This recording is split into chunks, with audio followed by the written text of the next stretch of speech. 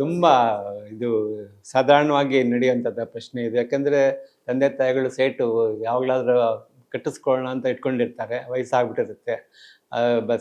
ಸಾಮಾನ್ಯವಾಗಿ ಬ್ಯಾಂಕ್ಗಳು 55 ವರ್ಷ ವಯಸ್ಸಾಗಿರೋರಿಗಿಂತ ಜಾಸ್ತಿ, ಮ್ಯಾಕ್ಸಿಮಮ್ 60 ರಿಟೈರ್ಮೆಂಟ್ ಅಷ್ಟರೊಳಗೆ ಅವ್ರದ್ದು ಲೋನ್ ಕ್ಲಿಯರ್ ಆಗಬೇಕು, ಅಥವಾ ಇನ್ನೊಂದು 5 ವರ್ಷ ಎಕ್ಸ್ಟೆನ್ಷನ್ ಕೊಡ್ಬೋದು, ರೆಂಟಲ್ ಇನ್ಕಮ್ ಬರುತ್ತೆ ಅಂತ ಅನ್ನೋದಾದರೆ ಈ ಈ ಪ್ರಕಾರ ನಿರ್ಧಾರ ಮಾಡಿಕೊಂಡು ಸೈಟ್ ತೊಗೊಂಡ್ಬಿಟ್ಟಿರ್ತಾರೆ.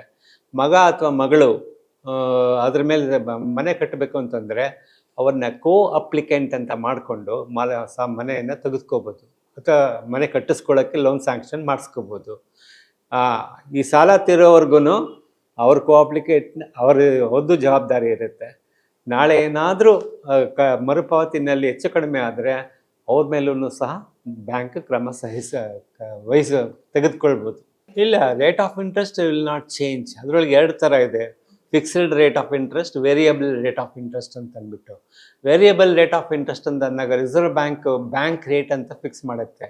ಅದು ನೀವು ನಮ್ಮ ಮಾನ್ಯ ನಿರ್ಮಲಾ ಸೀತಾರಾಮನ್ 3 ತಿಂಗಳಿಗೆ ಒಂದ್ಸಲ ಅನೌನ್ಸ್ ಮಾಡ್ತಾ ಇರ್ತಾರೆ, ನೋಡಿರ್ತೀರ.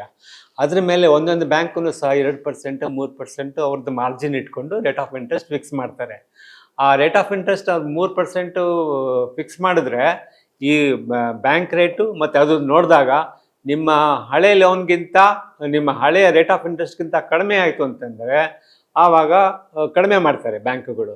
ಇದು ಬಹುಶಃ ಭಾರತದ ಇತಿಹಾಸದಲ್ಲಿ ಆಗಿರೋದು ತುಂಬ ಕಡಿಮೆ, ಒಂದು 2-3 ಸಲ ಆಗಿರ್ಬೋದು ಅನ್ನಷ್ಟೇ. ಪ್ರತಿ ಸಲ ಜಾಸ್ತಿನೇ ಆಗುತ್ತೆ ಹೊರತು ಕಡಿಮೆ ಅಂತೂ ಆಗ್ತಾ ಇಲ್ಲ.